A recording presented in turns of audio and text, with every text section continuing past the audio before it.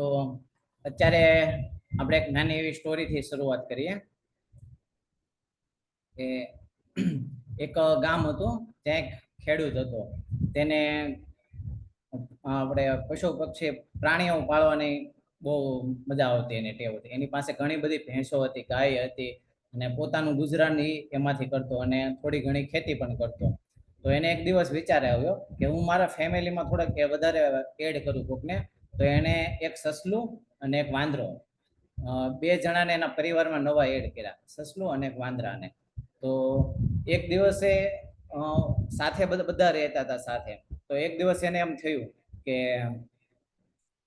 ચાલો આને ફ્રી હતો, તો એને એક દિવસ એને એમ થયું ચાલો આને સાથે કંઈક આપણે રમત કરવી, એમ આપણે એકાબીજા સાથે મળીને કંઈક ગેમ રમીએ.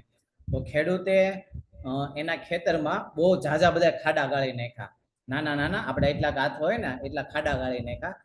પછી એમાં બહુ બધા ખાડા ગાળ્યા હતા. એમાંથી એક ખાડામાં એને ગાજર મૂક્યું, અને બધા જ ખાડામાં પાછી ધૂળ નાખી દીધી. અને ગેમમાં રૂલ્સ એવો હતો, મતલબમાં કે જે પેલા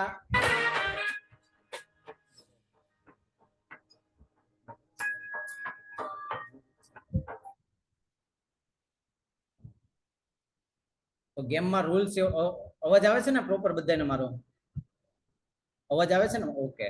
તો ગેમમાં રૂલ્સ એવો હતો કે બે જ વ્યક્તિ, વાંદરો અને સસલું, એ બંનેને ગાજર ગોતવાનું છે. તો માલિકે કીધું એને કે કોણ પેલા ગાજર ગોતીને આપે છે એમ. તો ગાજર ઈ સસલાનો ફેવરેટ ખોરાક છે, આપણને બધાને ખ્યાલ હશે કે ગાજર ઈ સસલાનો ફેવરેટ ખોરાક છે.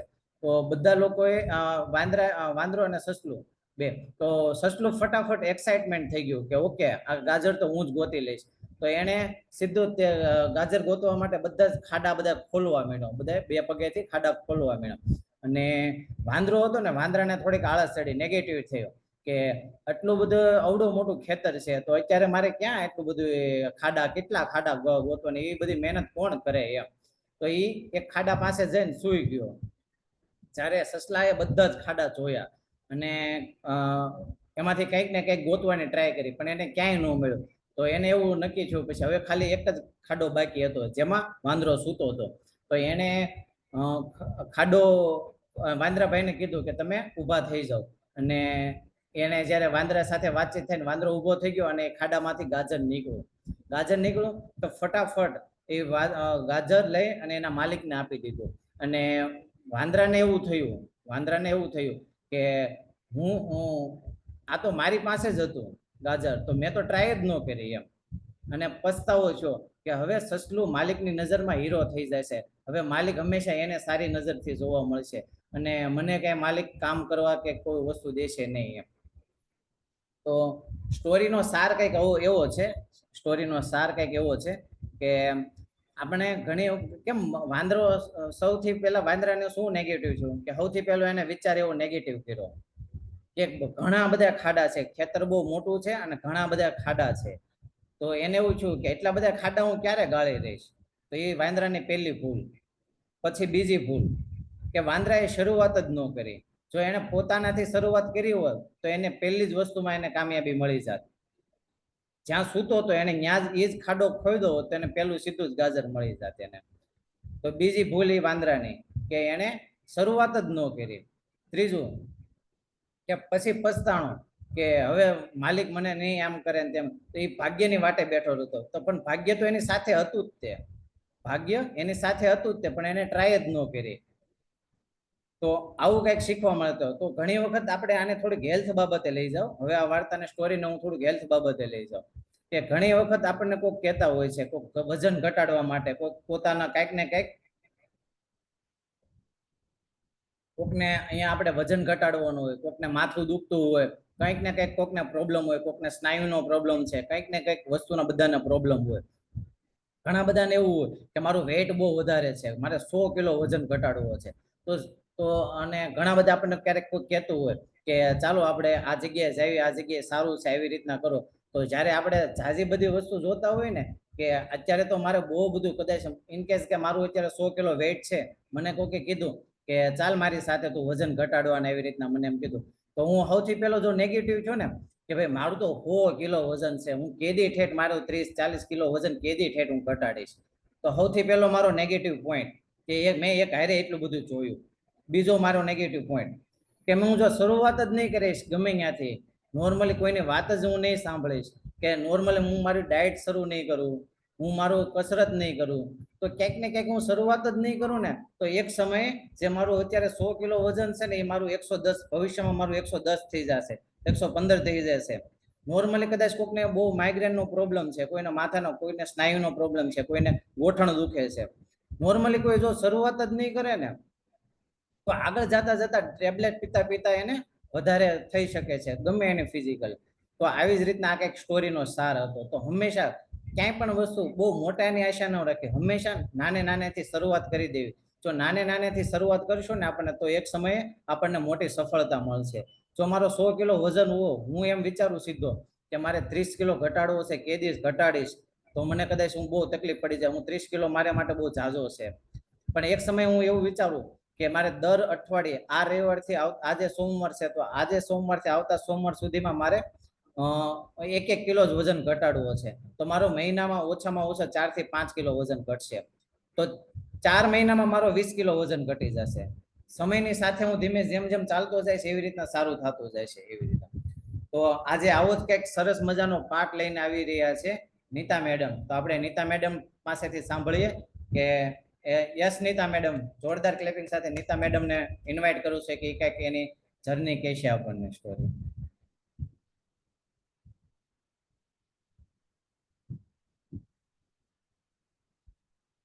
Thank you. નમસ્તે.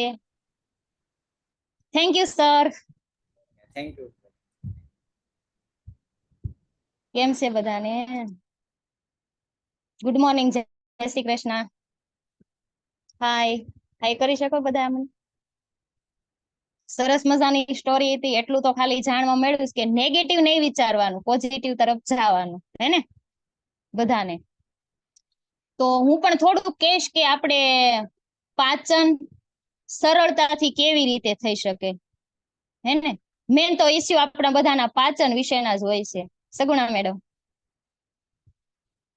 તો હું એમ કહીશ કે લોકો રોગ વિશે તો ઘણું બધું સમજે છે, યોગ્ય પગલા ભરે છે, અને દવા વગરનું જીવન કેવી રીતે જીવી શકે, જે આપને આજથી ખબર પડશે. કે આપણે વાત કરવાના છીએ કે ગેસ અને અપચો કેવી રીતે આપણે નાબૂદ કરીએ, એને મુશ્કેલીમાંથી આપણે છુટકારો મેળવી શકીએ, હે ને. તો અત્યારની જીવનશૈલીમાં, ભાગદોડની જિંદગીમાં, વ્યસ્ત વ્યસ્ત જીવન, ખાવા પીવાની ખરાબ આદતો, જેના કારણે ઘણા લોકોને આવા પ્રોબ્લેમ થતા હોય છે. ઘણા સમયથી જે અપચાના પ્રોબ્લેમ હોય, લાંબા સમય સુધી દવા લેવી, એના કરતા આપણી જીવનશૈલીમાં, ખાવામાં ઘણા બધા ફેરફાર કરીએ તો આનાથી પાચન શક્તિ સારી થઈ શકે, હે ને. તો પેલો એનો એવો એક ટોપિક છે કે એક સાથે પેટ ભરીને ન ખાવું જોઈએ. જેમ કે આપણું પેટ એક સાથે પેટ ભરીને ખાઈએ ને, તો આપણું પેટ ભર્યું ભર્યું લાગે છે. આપણે જે આપણી ભાષામાં કહીએ ડબડબા જેવું થાય છે, ને. જેમ કે આપણે એક્ઝામ્પલ લઈએ કે આપણે લગ્ન પ્રસંગમાં જઈએ ને, તો બધી વસ્તુ આપણી ફેવરિટ હોય છે, તો આપણે ફૂલ પેટે જમી લઈએ, પછી તો શું થાય ખબર જ નથી રહેતી. આપણે રોજના સમય કરતા વધારે જમી લઈએ છે પ્રસંગમાં, એમ. તો આપણું પેટ કઈક આમ ભર્યું ભર્યું લાગે ને, એવું રીતના થાય છે. એટલે માટે આપણે પેટ ભરીને ન ખાવું જોઈએ. અને બીજું છે કે ખોરાક બરાબર ચાવીને ખાવો જોઈએ, હે ને.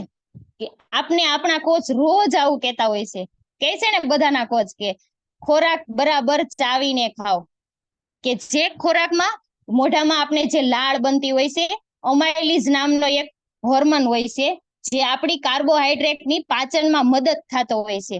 બરાબર ચાવીને ખાધેલો ખોરાક વ્યવસ્થિત રીતે એમની સાથે ભળે છે, જેથી આપણે ગેસની પ્રોબ્લેમ નથી થતી. બરાબર ખોરાક ચાવીને ખાવાથી આપણે ગેસની પ્રોબ્લેમ નથી થતી. અને બીજું છે કે જમ્યા પછી તરત જ પાણી ન પીવું જોઈએ, એમ.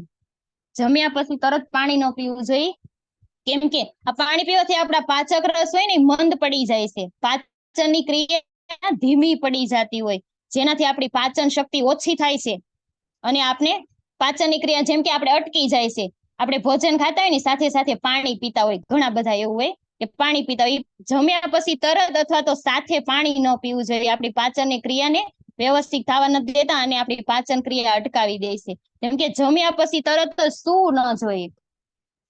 જમ્યા પછી તરત સુવાથી આપણી પાચન ક્રિયાની ધીમી થઈ જતી હોય છે, કેમ કે આપણી આંતરડાની મુવમેન્ટ છે, આપણી આંતરડાની ગતિ છે, જે બધી ખાધેલું આપણે જે કે એવું કહી છે કે આપણે ખાધેલું ગળે આવે છે જમીને તરત સુવાથી. માટે આપણે જમીને તરત ન સુવું જોઈએ. બધું ખાધેલું ગળે આવે છે એટલે આપણે કદાચ ક્યારેક વોમિટ થવાનું પણ એવું ઈચ્છું રહેતા હોય છે. માટે જમ્યા પછી તરત જ સૂવું ન જોઈએ એમ. અને બીજું છે કે જમતી વખતે બીજા કોઈ પણ કામ ન કરવા જોઈએ.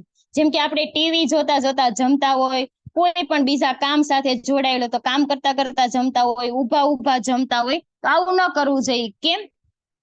ક્યારેક જમા કરતા વધારે જમાઈ જાય, આપણે ખબર જ નથી રહેતી. ટીવી જોતા જોતા આપણે શું જમી લઈએ છીએ એવી આપણે ખ્યાલ જ નથી રહેતી. કેમ કે એક એક્ઝામ્પલ આપું કે મારા બેનનો ભાણિયો છે, હે, એને એના મમ્મીએ કીવીના ચકડા કરીને આપ્યા હતા.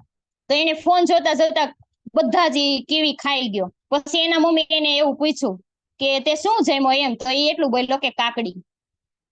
આનો મતલબ સમજ્યા તમે? એને ખબર જ નથી, ફોનમાં જોતા જોતા એને શું ખાઈ લીધું. એને હકીકત કીવી ખાધી હતી પણ એને ખબર જ ન રહે. એને પૂછ્યું તું શું જમ્યો, એટલે કે મેં કાકડી ખાધી. એટલે મેન તો આ છે કે જમતી વખતે બીજા કોઈ કામ સાથે ન કરવા જોઈએ.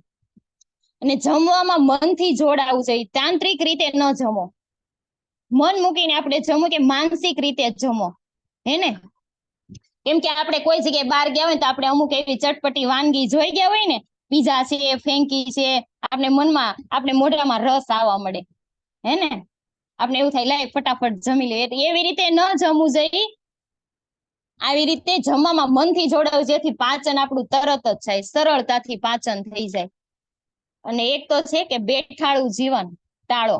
શારીરિક કસરતો કરવાની, કે તમારું કામ કોઈ વર્ક પ્રોફાઇલ જેવું હોય કે આખો દિવસ આપણે બેસવાનું થતું હોય, કે કોઈ ફિઝિકલ રીતે એક્ટિવિટી ન થતી હોય સવારે, તો આપણે કેવું કરવાનું કે બેઠાડું જીવન ટાળવાનું. તો આપણે આપણી રીતે વર્કશોપમાં હોય તો આપણે એવું ન કરી શકીએ, પણ આપણે જયારે છૂટી થાય ને 6 વાગ્યા પછી, આઈ થિંક 7 વાગ્યા પછી છૂટી થાય ને, તો ત્યારે આપણે થોડીક હળવી એવી કસરત કરવી જોઈએ, એક્ટિવિટી કરવી જોઈએ, કોઈ બાળકો સાથે રમવું જોઈએ, જેથી આપણે બેઠાડું જીવન હોય એનાથી આપણે પાચન થવામાં બહુ સરળતાથી સારો એવો લાભ થાય છે.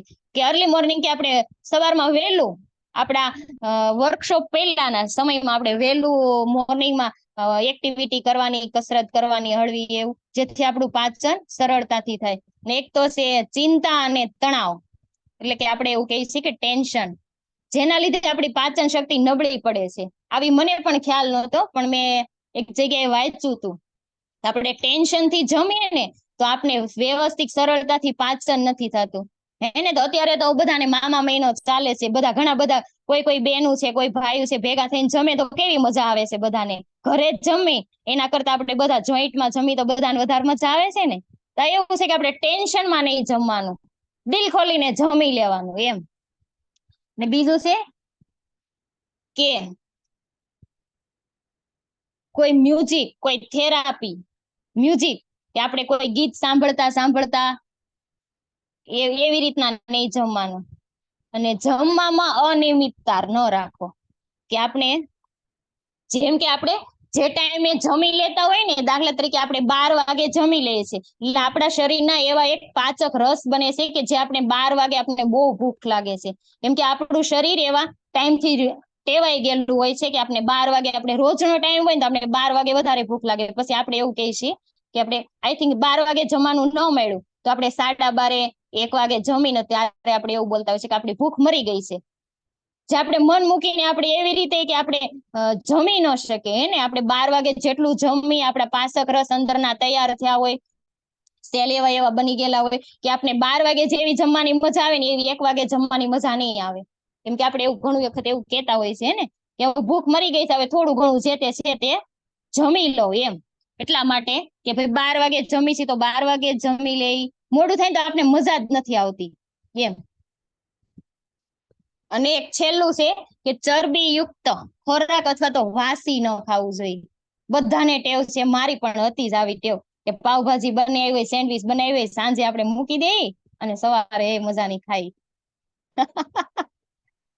ચીઝી ફૂડ એટલે કે બ્રેડ વાળો નાસ્તો, ચીઝ વાળો, પેકેટ વાળો નાસ્તો, ચરબી યુક્ત ખોરાક, એ આપણે એને એવું કહીશું કે ચરબી યુક્ત ખોરાક એમ.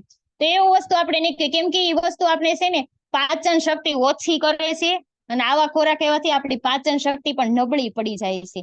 બ્રેડ વાળો ખોરાક છે કે પેકેટમાં આપણે જે અમુક પેકેટમાં આપણે મોલમાં કે કોઈ જગ્યાએ જઈ શોપિંગ જગ્યાએ અમુક વસ્તુ આપણે પેકિંગમાં હોય છે હે ને, એ વસ્તુ પેકિંગમાં ખાય તે વસ્તુ ખાવાથી આપણી પાચન શક્તિ નબળી પડી જાય છે. તો બસ આ 10 ટીપ એવી હતી કે જે હું શીખી છું, હું જે સમજી છું આ 1 મહિનાની અંદર. તો મેં તમને એવું મને લાગ્યું લઈને હું થોડુંક આવું પણ કહું, ગેસ અને અપાચો કેવી રીતે આપણું, તો આ વસ્તુના 10 વસ્તુનું આપણે ધ્યાન રાખીશું ને તો આપણી પાચન શક્તિ સારી રહે અને અપચો અને ગેસમાંથી આપણે છુટકારો મેળવી શકીશું. તો થેન્ક યુ, બસ આટલું જ હતું મારા શું એટલે લગીનો પાર્ટ હતો. તો તમે બધાએ સાંભળ્યું, થેન્ક યુ. તો જોરદાર નીતા મેડમ માટે એક વખત જોરદાર ક્લેપિંગ. અને સરસ મજાનું આપણને ઘણું બધું શીખવાડ્યું છે. ઓકે, તો ઓકે, તો એમાંથી મેં ઘણા બધા પોઈન્ટ લીધા છે જે નીતા મેડમે શીખવાડ્યું કે પેટ ભરીને ક્યારેય ન ખાવું. પેટ ભરીને ક્યારેય ન ખાવું. કેમ કે પેટ ભર્યા પછી આપણને બહુ બધું, અત્યારે ઉનાળાનો સમય છે ને તો ખાસ કરીને, જોકે આપણે જમવું જ ન જોઈએ ફૂલ પેટે, પણ ઉનાળાનો સમય છે ને તો ખાસ કરીને આપણે ઉનાળાના સમયમાં થોડું ઓછું જમીશું ભૂખ કરતા. કેમ કે આપણું પેટ કેવડું છે ખબર? આપણું પેટ ખાલી આવડું એક મુઠ્ઠી જેવડું જ છે. આવડું આપણને જેટલું જ લાગે ને, આપણું પેટ ખાલી આવડું જ છે, પણ આપણે એને ભર્યા કરવી છે ને એટલે આમ ફેલાય છે. ફુગો છે. ફુગો કેમ આપણે ખાલી હોય તો એ એવડો ગમતો જ છે, પણ એને જેટલું નાખ્યા કર્યું ને એમ આપણે એટલી કોથળી આખી આમ ફૂલાય છે એ બધું. એટલે એના પાચન કરવામાં થોડુંક તકલીફ પડે છે. તો હંમેશા આપણે થોડુંક ચાવીને વધારે જમવાની ટ્રાય કરવી. આપણે ઘણા બધા ચાવે જ છે, મને ખ્યાલ છે, ચિરાગ સર આપણને કહેતા હોય છે કે આપણે ઓછામાં ઓછી 32 વખત કોઈ પણ વસ્તુ હોય ને 32 વખત ચાવવું જોઈએ. પણ જે લોકો નવા છે, જેને ખ્યાલ નથી અને એટલી બધી કોઈ ટ્રાય ન કરી શકે, તો શરૂઆત કરીએ આપણે કોઈ પણ આપણે મોઢામાં બટકું નાખે ને તો ટ્રાય એવી કરવી કે ઓછામાં ઓછી 15 વખત ચાવીએ, ધીમે ધીમે 20 વખત ચાવીએ. અને કદાચ ઇનકેસ કદાચ આપણને ચાવતા ભૂલાઈ ગયું હોય તો એને કઈ ઓલું ડિસ્ટર્બન્સ નથી કે 17-18 વાર થઈ ગયું, કેટલી વખત થયું એ ભૂલાઈ ગયું, તો એવું જરૂરી નથી. તો એનાથી એક બે વસ્તુ થશે. એક તો આપણે જમતા વાત નહીં જ કરીએ તો આપણું મન હંમેશા જમવામાં રહેશે. તો હા, તો એક નીતા મેડમે એક વસ્તુ કીધી હારે કે આપણે ટીવી જોતા કે કોઈ પણ વસ્તુ કામ કરતા ન જમીએ. તો જે આપણું ધ્યાન છે ને એ ધ્યાન આપણું ઓનલી ફોર ફોકસ થશે ને જ્યારે જમવામાં કોઈ પણ વસ્તુમાં, તો આપણો પાચક રસ છે, આપણે કોઈ પણ વસ્તુ ખાતો હોય, ઘણી વખત આપણો વિચાર ક્યારેક જમવામાં હોય તો આપણને ક્યારેક આપણને અચાનક અત્યારે બેઠા છે, કોઈકને મનપસંદ કઈક વસ્તુ હોય તો કેમ મોઢામાં સીધું પાણી આવી જાય, લાળ આવે, ઘણા લોકોને આવે પાણી. મને તો ક્યારેક આવી જાય કે અમારી કઈક ફેવરિટ વસ્તુ હોય ને ખાવાની. ઓકે, હા, તો આવી જ રીતના જ્યારે આપણા મોઢામાં પાણી આવે ને, આપણા મોઢામાં પાણી, તો એને સલાઈવા નામનું એક લિક્વિડ આવે જે આપણે દાંતની પેઢાની અંદર હોય. સલાઈવા નામનું લિક્વિડ કે જ્યારે આપણે ખાતા હોય ને ત્યારે એની લાળ આપણા ખોરાક સાથે ભળતી હોય છે. તો એ ખોરાકમાં જ્યારે એ આપણી લાળ ભળે ને ત્યારે અંદર જઈને આખા ખોરાકને તોડે, એને પાચન કરે. તો તમારું જેટલું ધ્યાન તમારા ખોરાકમાં હશે, તમે ચાવવામાં હશે, તમે જેટલું એને ચાવશો ને, લિક્વિડ કરશો ને, એટલી લાળ એ આખા શરીર એ આખા ખોરાકમાં ભળશે એટલી લાળ. કેમ કે આપણે મતલબ તમે નોર્મલી ટ્રાય કરજો કે 32 વખત તમે જ્યારે ચાવશો ને ત્યારે જે અંદરનો ખોરાક છે ને એ આખો લિક્વિડ ટાઈપનો ખોરાક થઈ જાય છે, લિક્વિડ ટાઈપનો ખોરાક. તો એમાં બધામાં આપણી લાળ ભળી જાય છે. જ્યારે એ વસ્તુ અંદર જાય ને ત્યારે ડાયજેશન બેસ્ટ થઈ જાય છે. હા, પછી એક વસ્તુ કીધી કે જમ્યા પછી સૂવું નહીં. તો ટ્રાય એવી કરી કે બપોરના સમયે, સાંજના સમયે કે બને ત્યાં સુધી જમ્યાને 45 થી કલાક સુધી સૂવું નહીં. ઇનકેસ કદાચ તમારે જ્યારે સૂવાની શરૂઆત થાય તો હંમેશા ડાબા પડખે સૂવું. ડાબા પડખે સુવાથી ને પણ આપણું ડાયજેશન થોડુંક સારું થાય છે જમણા. તો ડાબી બાજુ હંમેશા સુવાનું રાખવું. હા, પછી એક જમ્યા પછી કે કલાક, હા, જમ્યા પછી સીધું ચાલવા નહીં વયું જવાનું. ઘણા બધા મહિલાઓને ઘણી વખત આપણે જોઈ કે ખાઈને સીધા હાલવા વયા જતા હોય. તો નોર્મલી આપણે જોવા મળતું હોય છે ક્યારેક આંટી ચડી જાય કે કોઈક આપણે શ્વાસ ચડે તો એ નોર્મલી ક્યારેક તકલીફ પડી શકે એમ. તો નિયમ એવો રાખો કે જ્યારે આપણે તમે ખાધું છે ત્યારે 1 કલાક પછી જમ્યાના 1 કલાક મેક્સિમમ 45 મિનિટથી 1 કલાક જવા દેવી અને પછી ચાલવા જવું. જમી ફૂલ પેટે જમીન. ઘણી વખત એવું થાય છે ક્યારેક આપણા પ્રસંગમાં કે શેરીમાં કઈક પ્રસંગ ને એવું બધું હોય ને તો અમે ઘણી વખત આપણે જોતા હોય છે લેડીસો ને જેન્ટ્સો ફૂલ પેટે પેલા જમી લીધું હોય પછી કે હાલો બહુ ખવાઈ ગયું છે, હાલો એક રાઉન્ડ મારતા આવી ચાલીએ. પણ જો તમે ધીમે ધીમે ચાલો છો તો વાંધો, થોડીક તમને ઘણી લેડીઝોને અમે જોતા હોય કે ફાસ્ટ દોડ્યા જતા હોય એમ. તો જ્યારે જમીને જતા હોય તો બધાના પ્રોબ્લેમ નથી આવતી. પ્રોબ્લેમ ક્યારેક આવે છે, પણ જ્યારે પ્રોબ્લેમ આવે છે ને ત્યારે વધારે આવે છે. જ્યારે આપણું પેટ ને અંદરની વસ્તુ ને બધું આટીએ ચડી જાય, ગોટાળે ચડી જાય. ક્યારેક આપણે છોકરાઓને બને ત્યાં સુધી કહેતા હોય કે દીકરા બહારથી રમીને આવે ને એક હારે આવીને તો જ્યારે પાણી ન પીવું જોઈએ. તો એવી જ રીતે જ્યારે આપણી હોજરી આખી આખી ભરેલી હોય, ખોરાક ગયો હોય ને તો એને થોડુંક પાચન, એને થોડુંક સકડવાની ટાઈમ આપવો. તો હંમેશા જેમાં પછી 1 કલાક પછી પાણી પીવું, જમવાના 30 થી 45 મિનિટ પહેલા પાણી પીવું, અને જમ્યા પછી 1 કલાક પછી પાણી પીવું, અને ચાલવાય ત્યારે જ જવું, જેનાથી ડાયજેશન સિસ્ટમ આપણી સારી થાય. તો કોઈને ક્વેશ્ચન હોય તો આપણે કઈ વાત કરીએ. હા, અને એક વસ્તુ હજી, કાલે આપણે રવિવાર હતો, ગઈકાલે રવિવાર હતો, ફેમિલીનો દિવસ હતો. ઘણા બધા લોકોએ અથવા અમે પણ આપણે કંઈક ને કંઈક સારી વાનગી અથવા કંઈક ને કંઈક રસોઈ બનાવીને સારી ખાધી છે.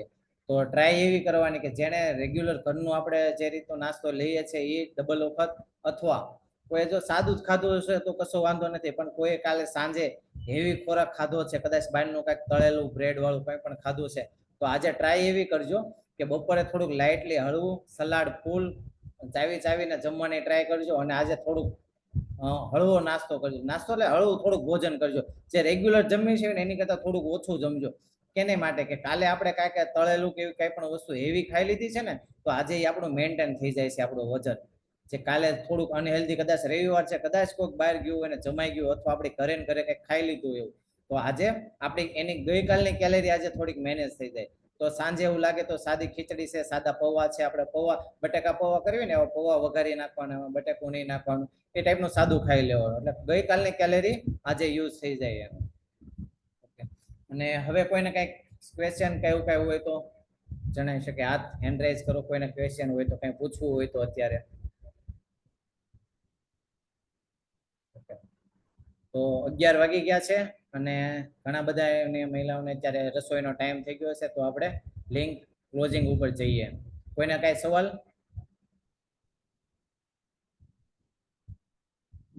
ઓકે, સરસ. ચાલો, તો આજની લિંક આપણે અહીંયા સુધી જ તે. કાલે આપણે ફરી મળીએ મસ્ત મજાના.